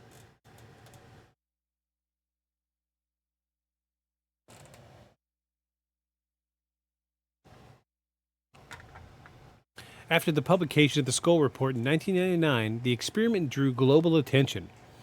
Paranormal researchers, scientists, spiritual seekers, and skeptics from across Europe and North America reached out, hoping to witness the sessions or reproduce the phenomena themselves. In response, the Spirit team encouraged the group to begin what they called, quote, outreach sessions. These were experiments held in other countries, other homes, and under new conditions. Guided by the Spirit communicators themselves, the idea wasn't just to prove contact, it was to expand the circle. These new sessions followed the same core principles: complete darkness, strict control of the room and objects, and a focus on harmony, trust, and intention among participants. And in many cases, the results were shockingly consistent. In Germany, the group held sessions in a purpose-built underground room. Investigators and academics were present. The glowing lights appeared. Objects moved unaided. Disembodied voices spoke from the air. And in one case, a clear 3D image of a human face appeared in a sealed, unused Polaroid film cartridge without a camera. In the Netherlands, sessions produced messages written on previously blank photographic paper, strange writings, symbols, mathematic notations, and unknown alphabets. Some messages were in languages no one present could identify. Others bore obscure religious phrases that turned out to be quotes from forgotten 17th century texts. And in the United States, researchers attempt to replicate the energy conditions used in the skull with mixed results. Some reported mild phenomena, brief lights or temperature fluctuations, but no one could replicate the full experience without the original group present. This, the Scole group said, was because the spirit team operated through carefully attuned human mediums, and that resonance wasn't easily transferable. But the content of their communication continued to evolve. The spirit team introduced a new concept they called, quote, the time stream. They claimed it was a multidimensional channel, a way of accessing not just the past and future, but alternate versions of reality. According to their messages, the time was not linear, but fluid, capable of being bent, intersected, and even edited from the outside of the physical universe. They described the physical world as a thin layer, a visible crust of a much deeper layered structure of consciousness. Life, they claimed, didn't end with death. Instead, human consciousness simply shifted planes, taking on new roles in an ongoing multi-layered experience. Some of the most bizarre claims came from spirit personalities who identified themselves not as dead humans, but as beings from other realms. One called itself Blue Star and described his origins as pre-physical. Another said he belonged to an intelligence collective that worked with Earth-based mediums across multiple centuries, each time under a different name. These entities warned the group of an impending global spiritual crisis, saying that humanity had lost touch with the reality of consciousness, that modern civilization had become obsessed with materialism and forgotten its true nature. A typical transmission read, quote, "You were standing on the threshold of extinction, not because of war or weather, but because you no longer believe in what you truly are." End quote. Another voice said, "There is no more beneath your skin than biology. You are patterns of energy mirrored from other planes." The physiological nature of the communications drew intense interest from metaphysicians and New Age thinkers, but also sparked new waves of skepticism. Critics said the messages resembled spiritualist writings from the 19th century, repackaged with modern terminology. But to the Scole group, the content didn't matter as much as the medium. The fact that it was coming through in real time through sealed devices, untouched film, and untraceable voices, that was the core of their claim. The spirit team also began to hint at something more ambitious, technological collaboration. They suggested that in time, bridges between the physical and spirit planes could be formalized, not through mediums, but through hardware. Quote, "The future of contact," one voice said, "is synthetic resonance. You will build what we provide." End quote. It was a stunning idea, one that echoed the earliest days of EVP, and even more modern concepts like instrumental transcommunication. The spirits proposed that certain devices could be designed with help from the other side, devices that would allow for clear, real-time, two-way communication between worlds. One such experiment involved leaving a blank roll of film inside a sealed container completely untouched by human hands. After a session, the group retrieved the container, opened it under supervision, and found that the film had already been developed on its own. What appeared were not photographs, but symbols, diagrams, waveforms that resembled oscilloscope readings. A physicist who later examined the images remarked that the patterns did not correspond to any known natural interference, nor did they match typical hoax methods. No one could explain how they got there.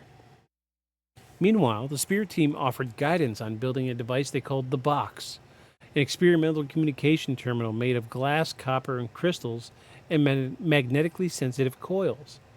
The goal was to capture voice phenomena and even images in real time. The Box was built, and with results, they were inconclusive.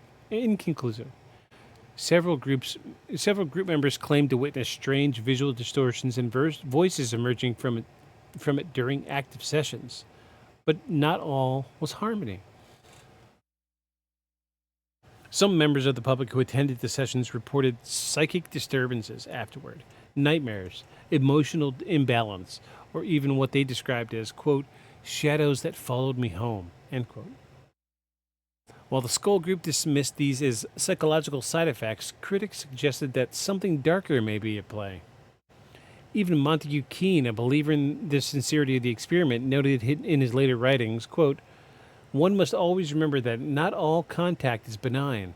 The door, once opened, cannot always be closed, end quote.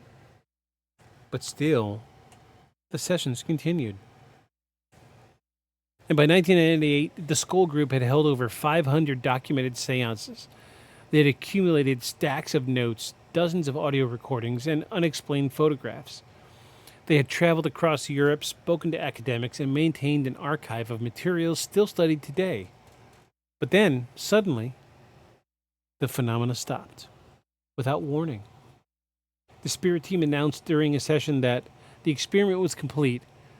The group was thanked for their cooperation. The connection would now be recalibrated for the next phase. And just like that, the voices fell silent. The lights vanished. The cellar returned to darkness. The group never received another direct message.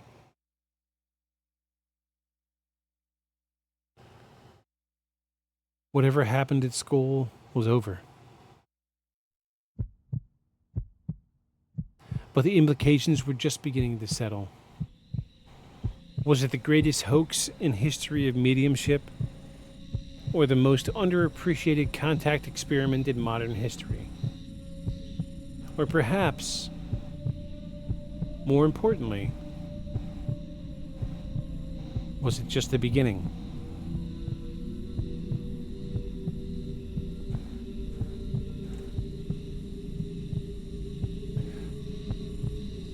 All right, I'm going to take a quick break, and I'll be right back, folks.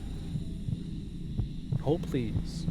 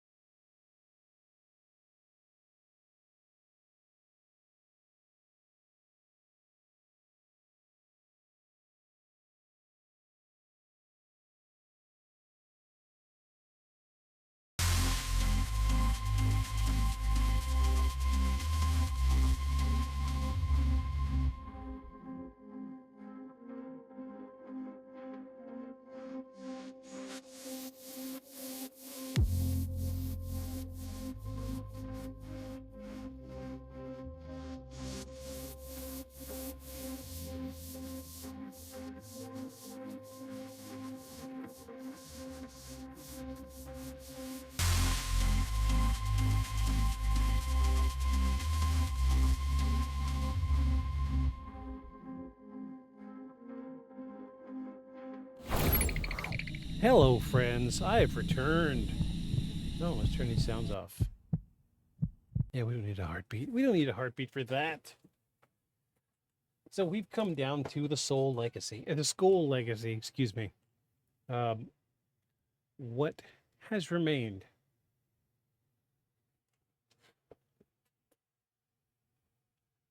Let me do my voiceover. My little voiceover voice. Here we go. Let me get some creepy sounds going. When the cellar door finally closed and the spirit team said their farewells, the world was left with a question that still hasn't been answered. What really happened in school?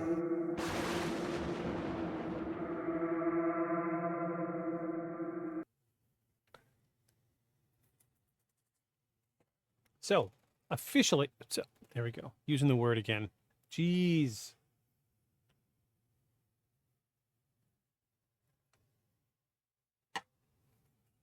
Ugh. I'm going to break myself eventually. I'm going to break it.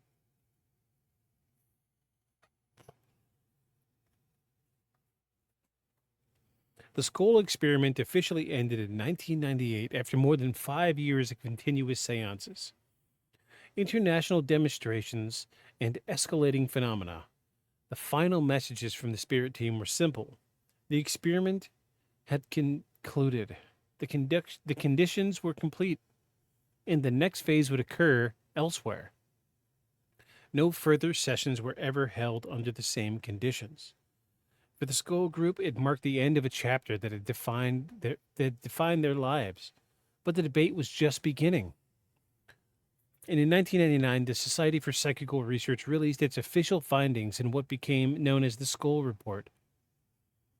We are unable to explain these phenomena under current scientific understandings, they said. It was an extraordinary statement coming from one of the oldest research bodies in physical phenomena, and it caused immediate backlash. Skeptics pounced. Critics within and outside the SPR decried the lack of infrared surveillance, the absence of physical restraints, and the reliance of subjective observation.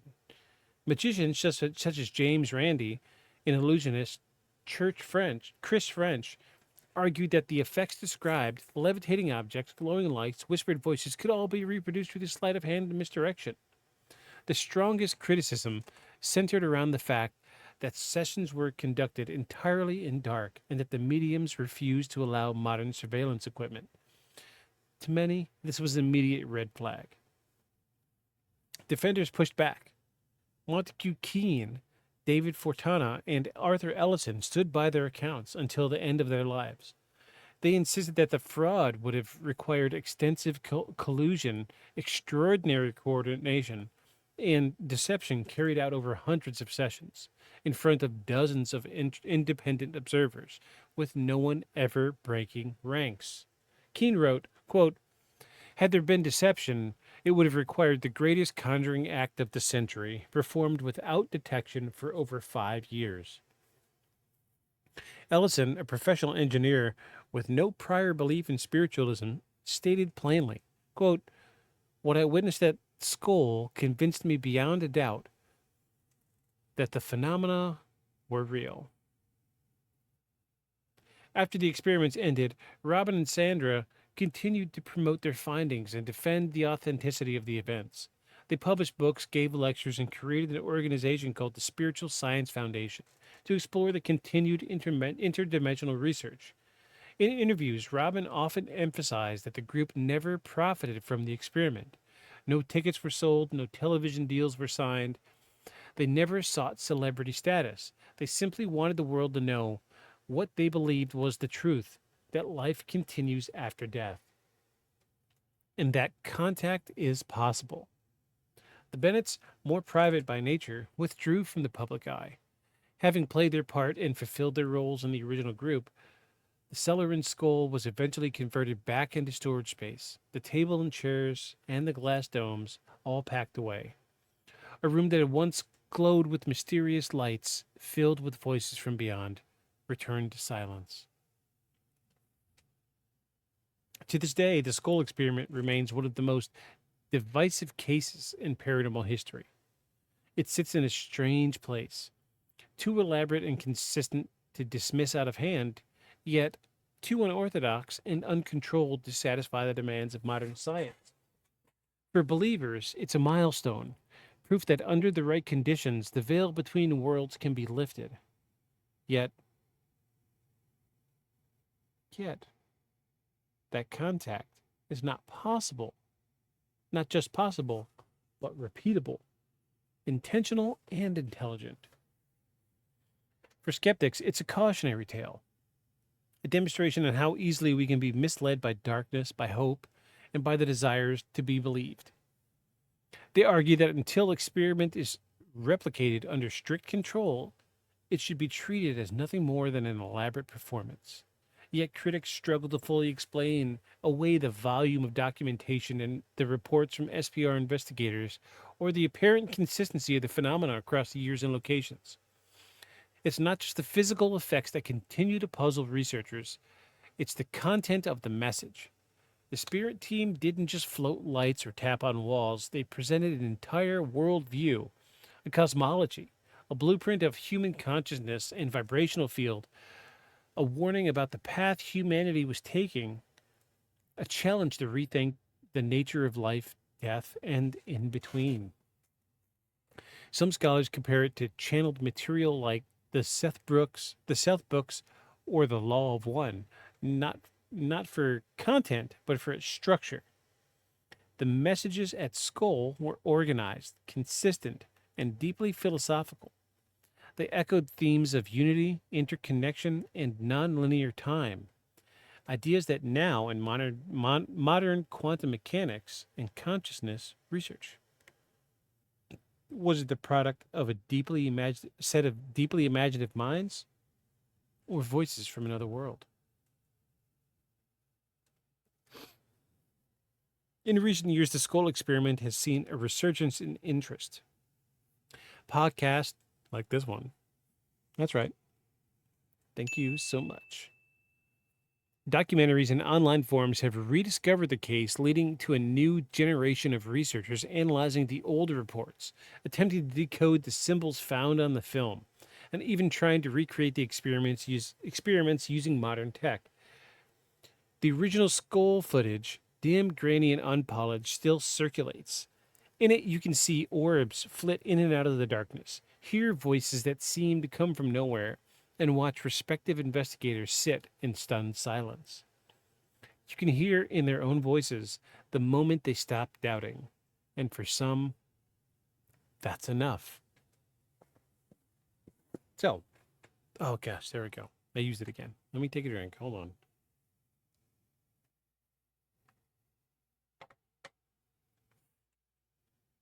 We've come to the end of the script anyway. There is a lot in the research that wasn't brought up in the script. I will say, in later years, the documentary that I talked about at the beginning of the episode, they did bring in a video camera. It was not infrared or, didn't have night vision. But let me switch over to... And it's here that we see some of these images. So this was let me move my camera out of the way. Or let me move that. Just move it over. How about that? That might be good. Move me out of the way. I'm not important. What they ended up doing was they brought a camera in, a video camera. And instead of just shining or pointing the camera at whatever it's in front of them in the center of the table, what they ended up doing was they took the camera and pointed it at a series of mirrors. And this was direct directions from the Spirit team. So there is a strange phenomena you can get when you point a camera at its own lens. And it does make for some trippy little images. However, let me show you the image that really trips me up. Because it's not what you think.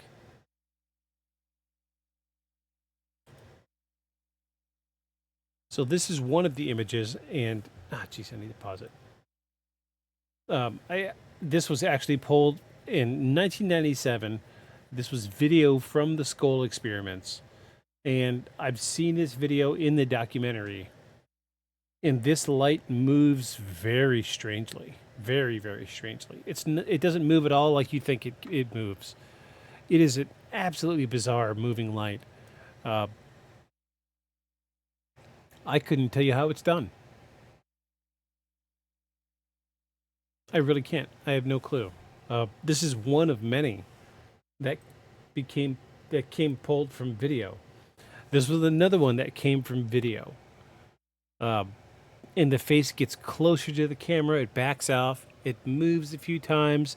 There's ones that I don't have pictures of where it's like the camera is right up against someone's face, like right by their nose and their eyes, and all you see is the face upturned and the eyes moving and blinking. Really kind of a creepy video. This was another still pulled out of a mirror from a video camera during the Scole experiments. This shows what is obviously 1, 2, 3, 4, 5 different planets hovering in the sky. This was a year later. This was in 1998. How do you explain this? You can't. Where's the pyramids? Where's the pyramids? We just passed them a little bit ago.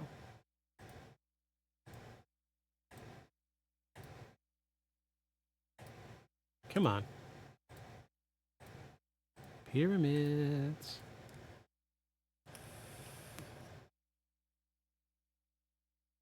Here we go. The pyramids. So this is in the documentary. I'm telling you, go out and watch this documentary. It's on YouTube. Anybody can watch it. This is a moving image in the documentary. You can see the clouds moving. It's just how is this done from a mirror? I don't understand. And there's so many things about this that don't make sense that it's hard to really say, you know, why. I mean, I guess they did put down a foundation of why they didn't want infrared, night vision cameras. But geez, there had to have been something. I wonder if this same experiment could be done today with more modern technology, if it would be better. If we could still do things without infrared. Like maybe it's the infrared light that causes the issue. I don't know. But there's so many unknowns in this case that I just can't explain. And you can see it in these pictures that are behind me here. It's absolutely bizarre, some of the things that they seen and they experienced. So, oh jeez, I said it again. Ali.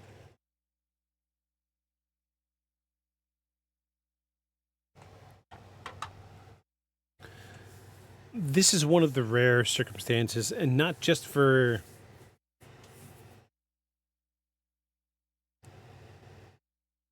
word's sake,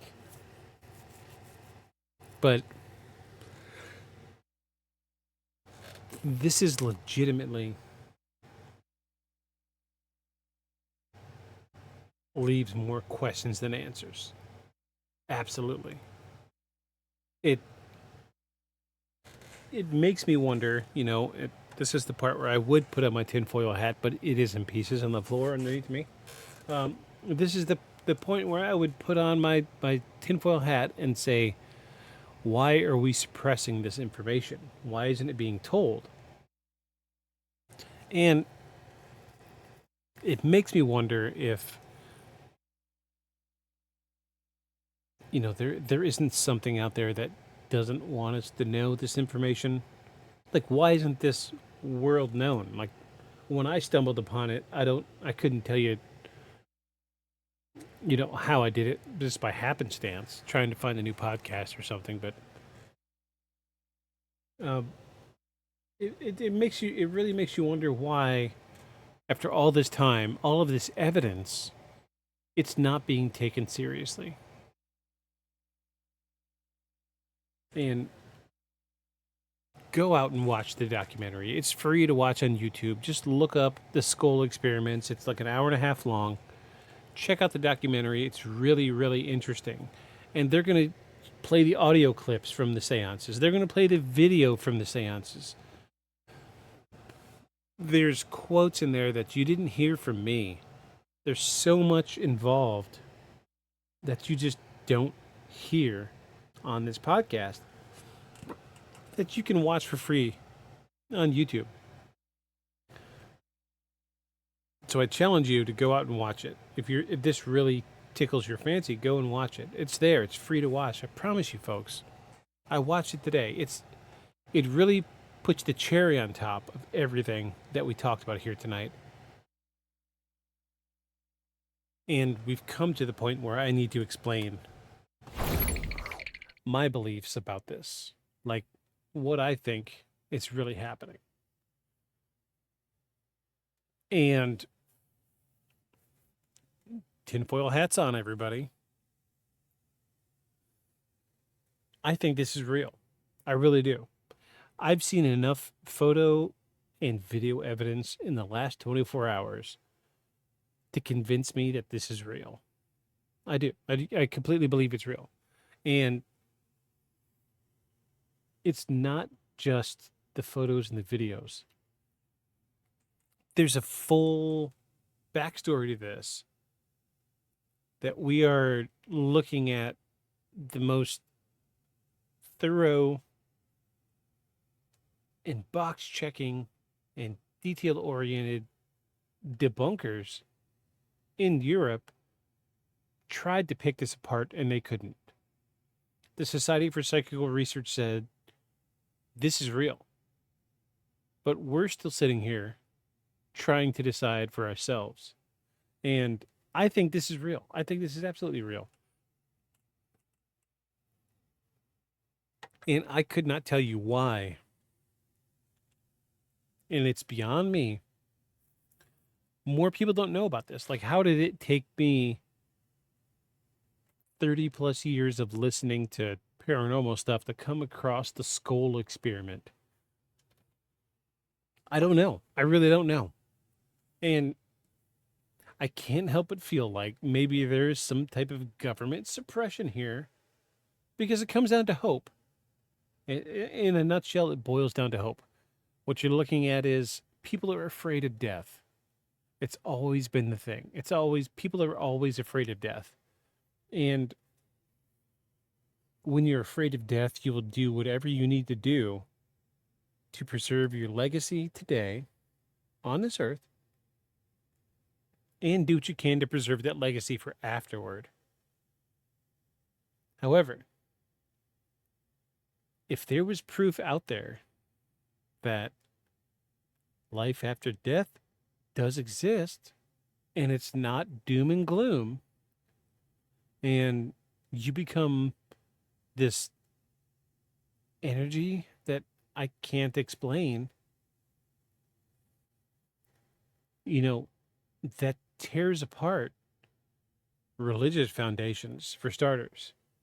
And this is why disclosure today is such a big thing, because we're dealing with the thought and the concept behind the fact that the government won't tell us about extraterrestrial intelligence because of what it means.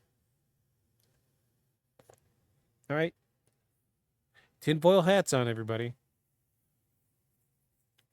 Because when an extraterrestrial intelligence shows up, and I do believe it will, one day it will be irrefutable.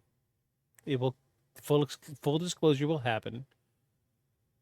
And I do believe that they're going to tell us that they seeded the planet, that we didn't evolve from monkeys, that we weren't placed here by some great creator, what have you, that we were placed here by extraterrestrials. And when that happens, it's going to shake the foundations of religions worldwide. And that's bad business for religions. I mean, think about how much money churches make. I mean, every year we come across some other preacher that gets arrested for stealing money from his church. Dudes driving Ferraris and Lamborghinis, and dudes get a $500,000 house, whereas, people are donating this money to the church, and it's money. It's all about money. And, I'm trying not to get too far on a tangent, but if we can prove that there is something after death that isn't founded in religion, it would destroy religion today. Absolutely. Because the promises that are made in any religion, Christian, Catholic, Muslim, Hindu, Buddhist, what have you. Well, actually, the Buddhists probably got it right, but it would crumble their foundation. And, it makes me wonder if maybe this case, as profound as it is, as much information that there is behind it, maybe, just maybe, this story's being suppressed a little bit, because it was a little difficult to find research for this script. And, like, surprisingly, even the YouTube video only had a few 100,000 views from being posted in the 90s, right? It's beyond me that something like this, with as much evidence there is, just doesn't have the social traction that it deserves. And it makes me feel like maybe it's being suppressed. That's it. That's all I'm getting at. But I do believe that the Scole Experiments is irrefutable proof and evidence of life after death, and that maybe, just maybe, it's being suppressed. Solely because people don't want to accept that maybe, I'm going to say this, and I don't want to offend people that are religious. I'm sorry if I do, but maybe Christians, Catholics, Hindus, Muslims, maybe we got it all wrong. Maybe we're not living in this world to do the right thing, but this world is preparing us for what comes next. And I feel like the Scole Experiments solidified that they were able to go through and speak with specifically scientists on the other side, and we're starting to build this communication rapport to tell us that there's more after life. So take from this case what you will. I've said my piece. And I'm sorry if I offended people. I'm sorry. Organized religion is messy, and I usually don't breach the subject, but we kind of had to tonight, and I'm sorry. That being said, I'm going to say the Scole Experiments are real. So, based on our evidence that we have today, and that I've seen from this documentary on YouTube, I feel like we're dealing with a legitimate case of proof for life after death. It's not life in its conventional sense, but it's something different. It's something greater, more. So, geez, I said the S word again. So I got to take 2 drinks. Oh my gosh. I would love to hear y'all's opinion about this. If you do have an opinion, you want to reach out, you want to tell us all about it, you can tell us. We are at beyondshadowspodcast@gmail.com. Feel free to reach out, email us. If you've got an idea for an episode, tell us. We'll talk about it. You know, I mean, I've got no shame talking about episodes or people's recommendations on the podcast. We'll talk about it. Beyond Shadows podcast@gmail.com. Reach out. Let us know. Let us know if we're doing good. Let us know if we're doing bad. Email me. Tell me I'm full of shit. I don't care. Like so much of the field, intriguing but ultimately inconclusive. This is true.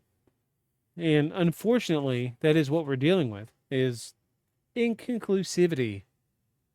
But golly, there's so much evidence. These photos, like, I don't know if you've really looked at the photos. Golly, these photos are just bizarre and wild. Half of them are screenshots from videos. Half of them are from photos, undeveloped. Like, I couldn't even tell you how hard it would be to develop a film, a roll of film, or a pack of Polaroid films inside the package. I don't think it could be done because Yeah, the photos were really interesting. Yeah, so we're dealing with 10 to 20 plus people that have seen these, you know, these sealed packs of film, and they develop themselves. There's a full chemical process for developing film. You don't just pump these chemicals into a sealed pack of film. It's not how that works. It's there's so much involved. I don't know how to take it. I really don't. It's just bizarre. Absolutely bizarre. But, you know, let's check our boxes, right? So who's making money off of this? There's really not anybody making money off of this. Probably the person that posted that video with the documentary on YouTube is making a little bit of money off of ad revenue. But, I mean, they even made it clear in the late 90s, once the experiment ended, that they never signed a TV deal. They never signed a book deal. Nobody pushed to make money off of this. In fact, they actually wanted to keep it kind of quiet. So nobody's really making money off of here. So there's no incentive to really fake this, unless it was the long con. But I have a hard time really believing that this was a long con. The photos really get me. I don't know how to. I can't, like. I'm usually the guy that could tell you how to fake photo stuff, how to fake video stuff. But there's some stuff that I just can't explain. I don't know. I don't even know how to do a single exposure on an entire roll of film that's 4 foot, 5 foot long. I couldn't even tell you how to do it. It would take me a very, very long time, but I could probably figure out a machine or something that could do it. But I don't see how these people could have done it. I really don't. Not in the 90s. It's very, very bizarre. But I think it's real. I think this is proof of life after death, and it's not necessarily not life and death that we're dealing with. It's moving on to a higher plane of consciousness, perhaps. And I don't know. Maybe people just have trouble, you know, accepting what's really happening here. It's bizarre. It really is bizarre.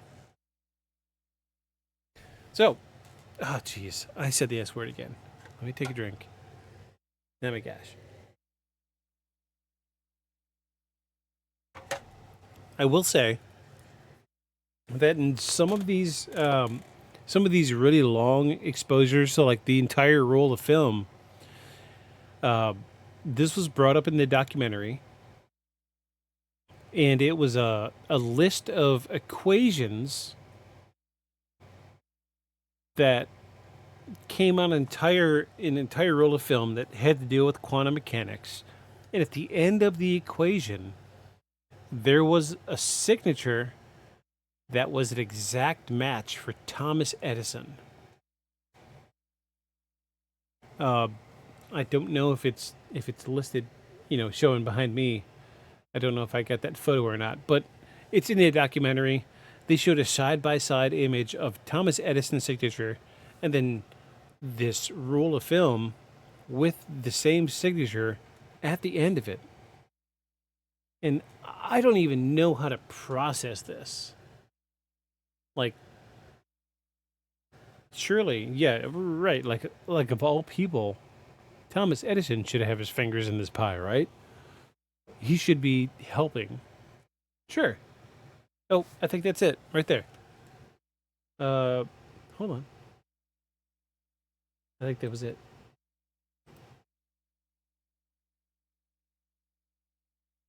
Is that it right there? This could be the one. I could be wrong, but anyway, yeah, it's this whole case has me at a loss for words. I don't know how to put it into words to tell you what you should think. At this point, I'm hoping those of you listening, especially you, Lip, you've got good sense. What do you think, Lip? Tell me what you think about this. Take it all in. Tell us what you think. Do you think this is real? Do you think this is legit? I'd like to know.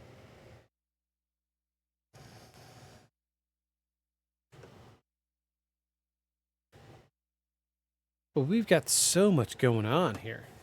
It's just absolutely bizarre. It's hard to really put a nail in it, to really point to one thing. It's difficult to point to one thing and say this is the evidence you're looking for.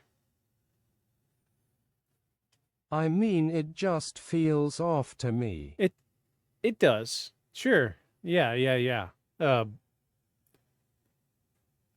I would recommend, and I keep saying it, and I know I keep saying it, but go and watch that documentary on YouTube. It really... So at first, my thought was, I don't like it. Like, something just rubbed me the wrong way. But once I watched the documentary and I saw the videos and there was the audio clips from the seances. Yeah, I had my wife in the room with me. We were watching at the same time, and you can hear in the audio clips when these lights show up, very, very genuine reactions. Very genuine reactions. And you can tell when somebody's like, oh, wow, oh, that's cool. Between somebody being a little shaken and seeing a light materialize in front of them and just being like, oh my gosh, oh, whoa, it touched me, but it's cold. And like real emotion in what they're saying. I challenge anybody listening to go and watch the documentary on YouTube. This will make up your mind for you one way or the other. It's a really interesting documentary. But again, I just don't know why this isn't more in the public eye. Like, I don't know how it took years of me listening to podcasts to come across this by accident. It makes me feel like maybe there's some type of suppression happening. Maybe tinfoil hat. I don't know. But let's wrap it up, folks.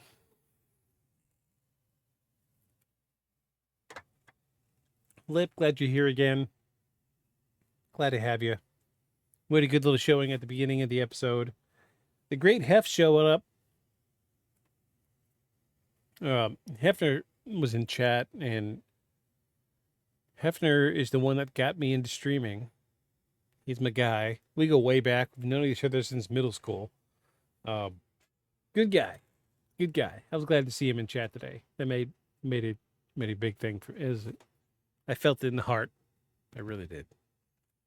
Soya showed up. Thanks, Soya. Thanks, Hef, for showing up. Thanks, Lip, as always. You're always here. You are our only consistent viewer. Thank you so much for being here.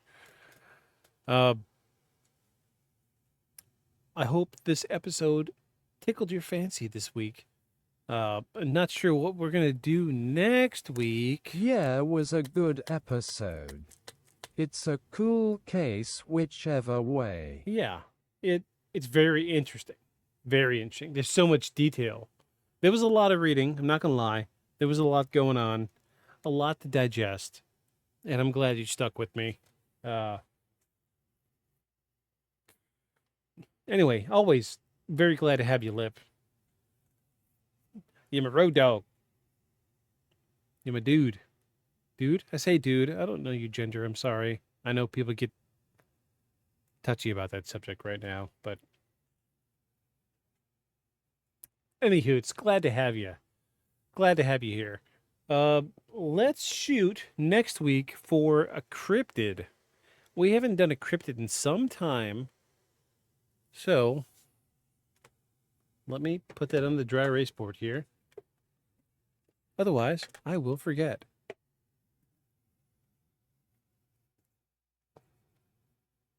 I don't know which cryptid. Yeah, my pronouns are dude. Bro, L-U-L. Dude and bro. Cool. That's good with me. That's good with me, bro. So we're going to do a cryptid next week. Not sure which one we're doing, but we're going to do one. Cryptid. It's on the board. We will do it. We've had a run of poltergeists and UFOs, aliens alike. Definitely next week, I think we need to do a cryptid. Hopefully, we'll find a good, juicy one that will tickle everybody's fancy. I'm thinking maybe the Flatwoods Monster. It's really popular right now. Lip, I don't know if you're into anime at all. I do watch Dandadan. I'm a big fan. Yeah, cryptids are cool. They feel a bit neglected in the paranormal space sometimes. Yeah. For sure. I do watch anime. I do watch Dandadan. Dandadan's great. If you don't watch anime, watch Dandadan. They breach the paranormal and meld it really well into the storyline. One of the very few that my wife can manage watching with me. But they do reference the Flatwood Monster in season 1, and single-handedly because of the anime, there's been an uptick in interest in the Flatwood Monster. So we may end up we may end up doing an episode next week on the Flatwoods Monster. We'll see what happens. Well, it comes down to how much research I can dig up. I do strive for about 20,000 words for a script every week. So if I can dig up about 20,000 words for the Flatwoods Monster, we'll do that next week. That sounds good. Yeah. Well, we're going to get out of here, but before we go, I do have a small closing dialogue, and I'm going to use my deep voice because I've got a filter that'll do that for me now, because I spent a week managing hardware over here, and it's easy to make my voice deep.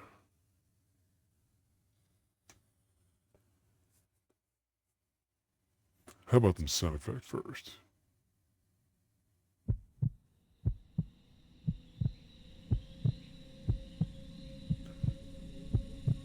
No matter where you stand, skeptic, believer, or something in between, the Scole Experiment leaves a mark. It dares us to consider that communication with the beyond might not come in thunderclaps or dramatic apparitions. Sometimes, it whispers in the dark.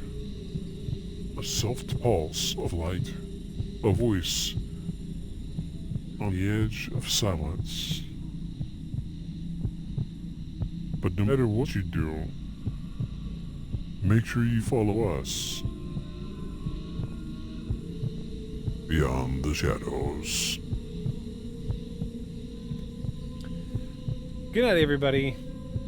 Have a good night, Lip. I'll see you next week. And we're going to get on out of here. Have a good week, everybody. Stay weird.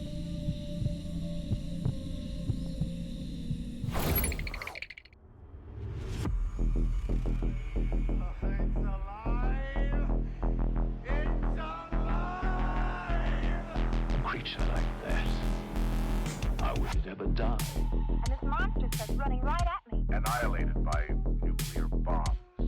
Beast is not dead. I put 4 bullets into him. Oh, you're crazy. But I saw that monster too. All I want is for someone to believe me. Contaminated. Face. Horrible. Look like it would scare you to death. All right, let's get to work.